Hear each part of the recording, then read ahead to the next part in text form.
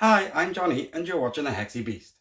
And on today's episode, I'm going to be doing a review of this game right here, CO2 Second Chance by Vital Lacerda, with art by Ian O'Toole and published by Stronghold Games. Anyway, let's try and save the planet.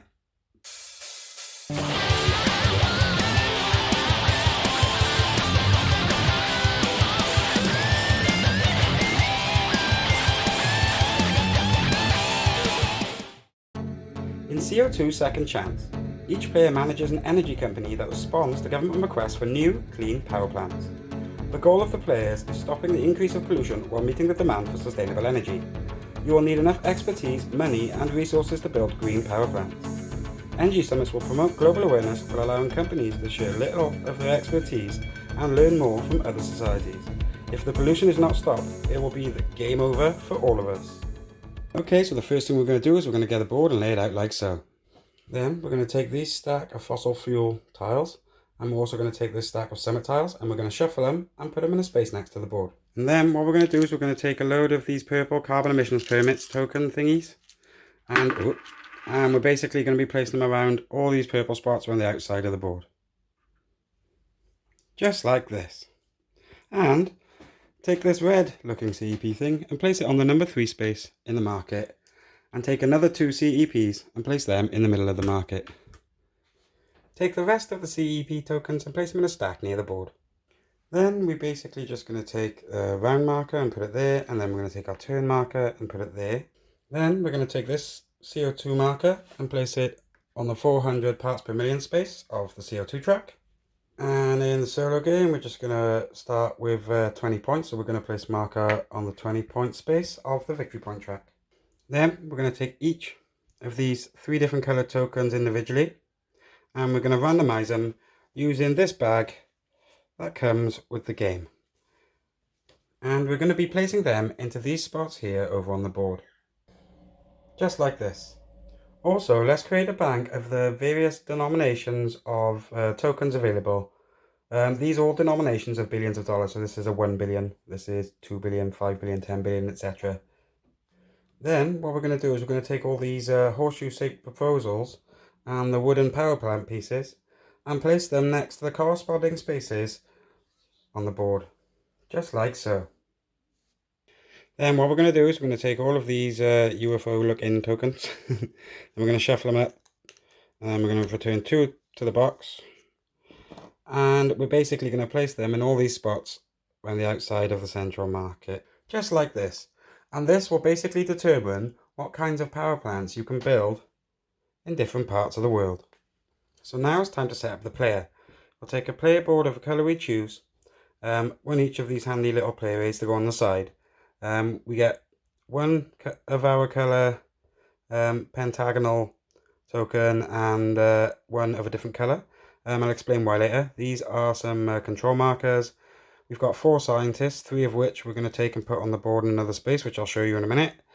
And these are our control cubes, and then these are our discs, which we can use for marking on the tracks on the board, as well as these executive actions across the side. So let's just take those 3 scientists and place them in this part of the board. Also, while we're at it, why don't we place all the white tech cubes on this space allocated for them at the top right of the board. And because we're playing the solo game, we're going to take 2 of these white tech cubes from up top, and we're also going to take 2 of the fossil fuel power plant tiles off the top of the stack.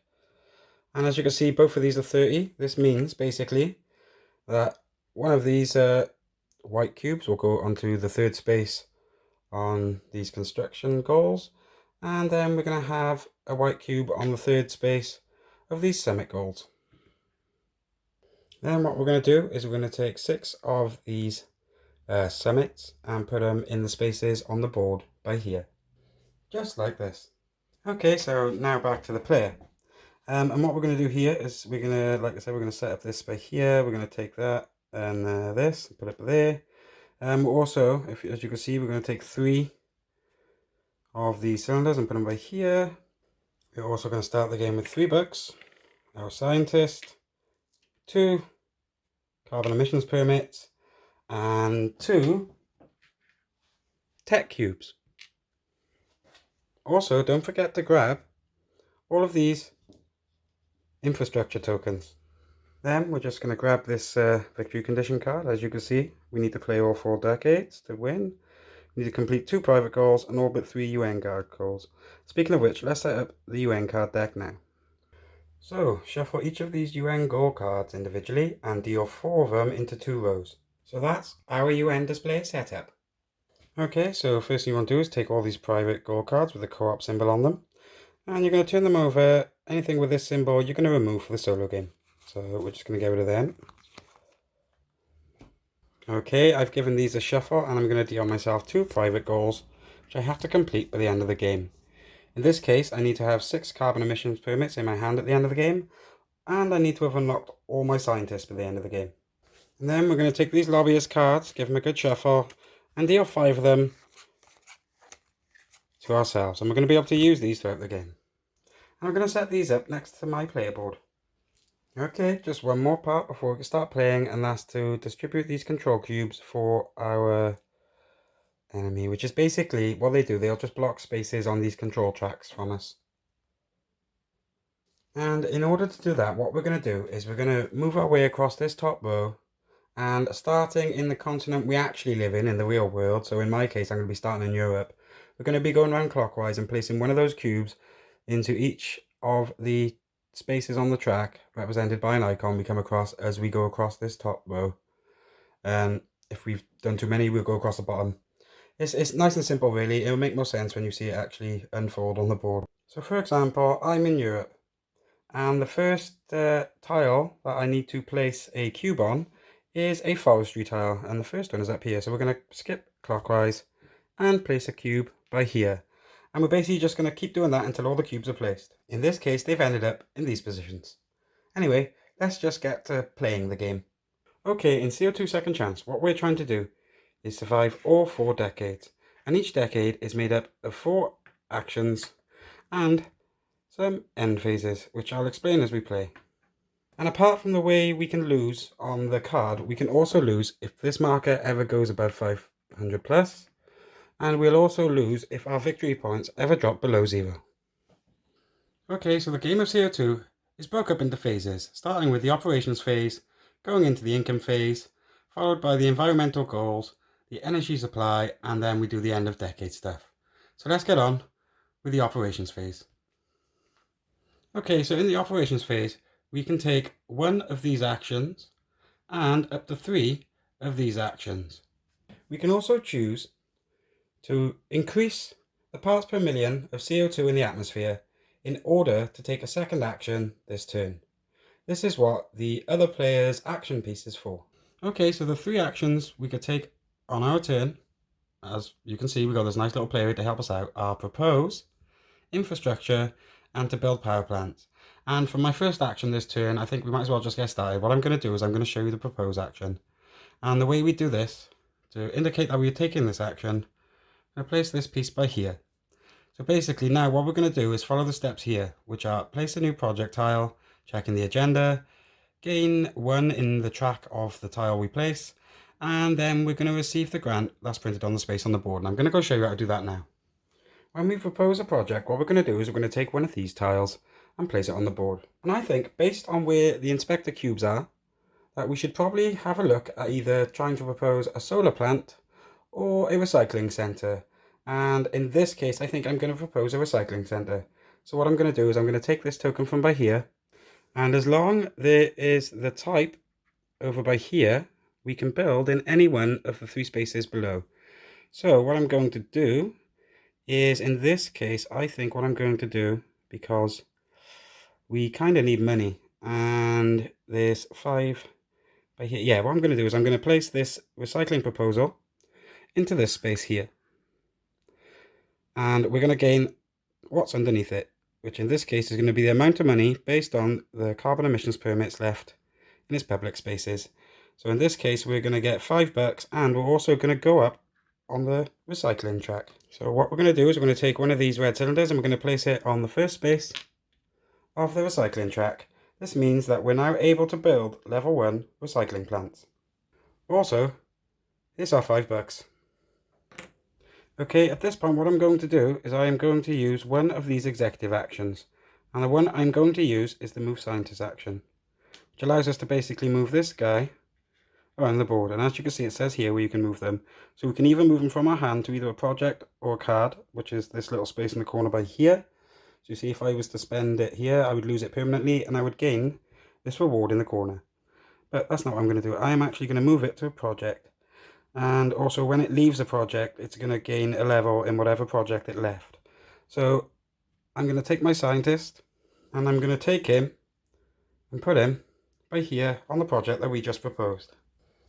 I am tempted to use this second action by spending one of those parts per million spaces in order to take an infrastructure action. And if we look up here in the recycling, it would mean that we would spend one carbon emissions permit in order to gain $5 and another carbon emissions permit. One thing to note is that whenever we spend a carbon emissions permit, it goes into the main supply, but whenever we buy one or acquire one, it comes out of the market. So I'm just going to put this on the infrastructure action. And because I used the second action, this is going to go up by one space. Okay, as we were just saying about the rewards, this means that we're going to have to spend one of our CPs. So this is going to go back to the supply. And we are going to gain $5. And we're also going to gain another CEP from the market space in the middle of the board. So that's our money and that's sorted. And then this, because we're doing infrastructure, this also means that we get to add one of these to the board. And I'll show you how that works now. As you can see, the costs and the rewards for the infrastructure of this tile is also written on the project. Also, because we're about to do infrastructure, we get to move our scientist. So first things first, we've already gained our reward, so let's just flip this over and stick the infrastructure token in there. This now means that we have infrastructure and we're now able to build something on top of that should we have the resources to do so. Then we're going to take our scientist and we're going to move it. So as you can see, because we built the infrastructure, we got to move a scientist for free. And that means it's going to go from a project to either our hand, a project, a card, or summit.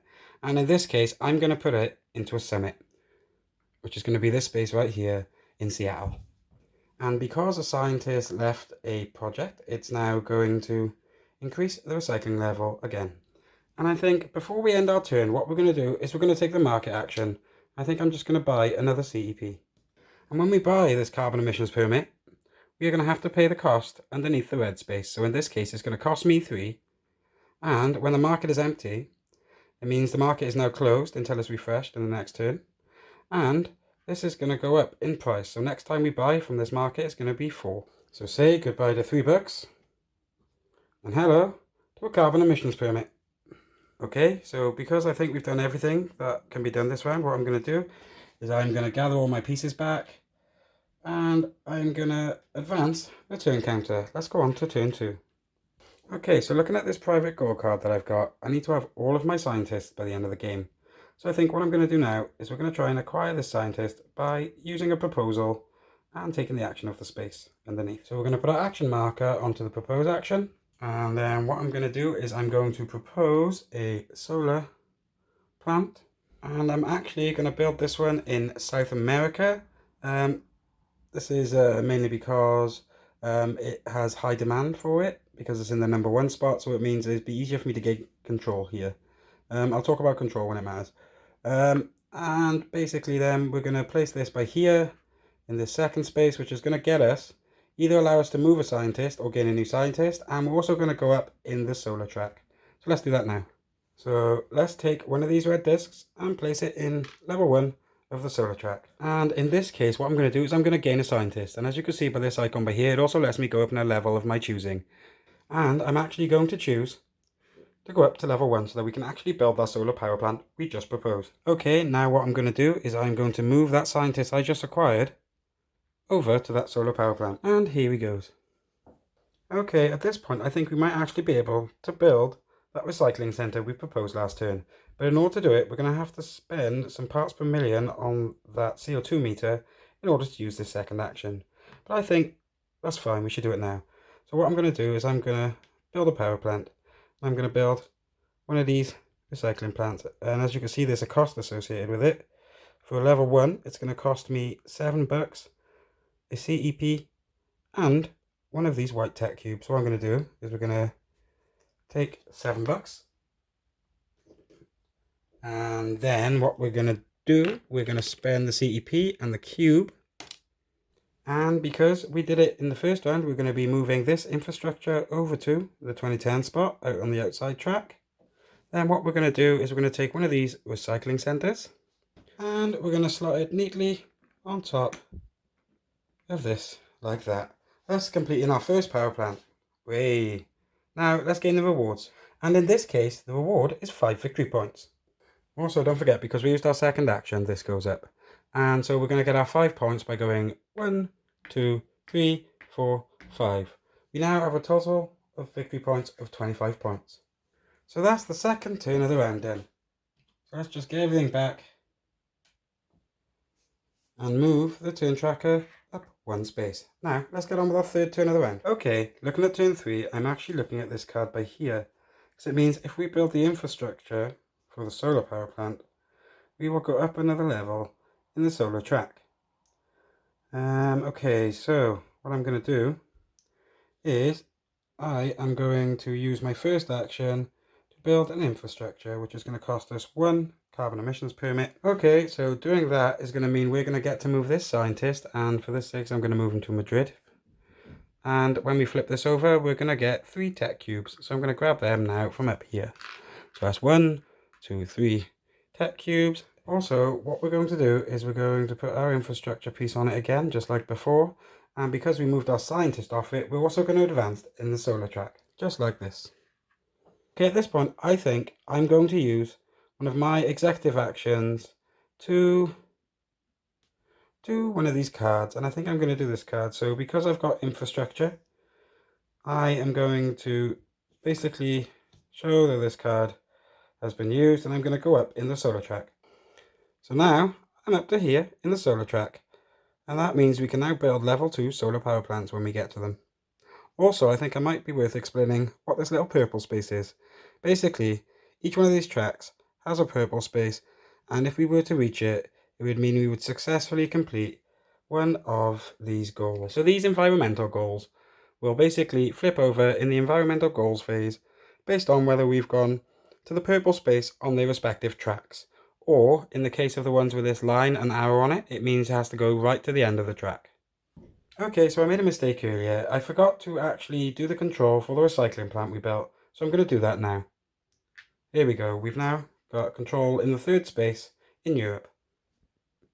We haven't got control over the whole space because we would need to have 2 cubes in it. Or we would need to have 1 cube in one and they have a cube in a lower space. It's probably not a wise idea to use my second action this round, but I'm going to do it anyway. And I'm going to do it for a proposal. And I'm going to propose a wind farm in Europe, covering up this space. This will allow me to go up 1 on the wind track and gain another scientist. So here's my scientist, also allowing me to go up in another track of my choosing. So first, for proposing the wind, we're going to go up 1 space in the wind track. And for my scientist, I think I'm going to go up in the solar again. Just going to put us onto that purple space I was just talking about. And we're going to gain the rewards on it. So in this case, we're going to gain a tech cube.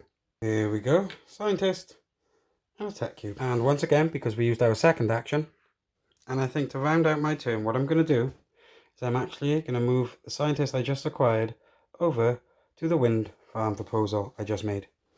Just like this. So now we're into the final turn of the operations phase of 2010 decade.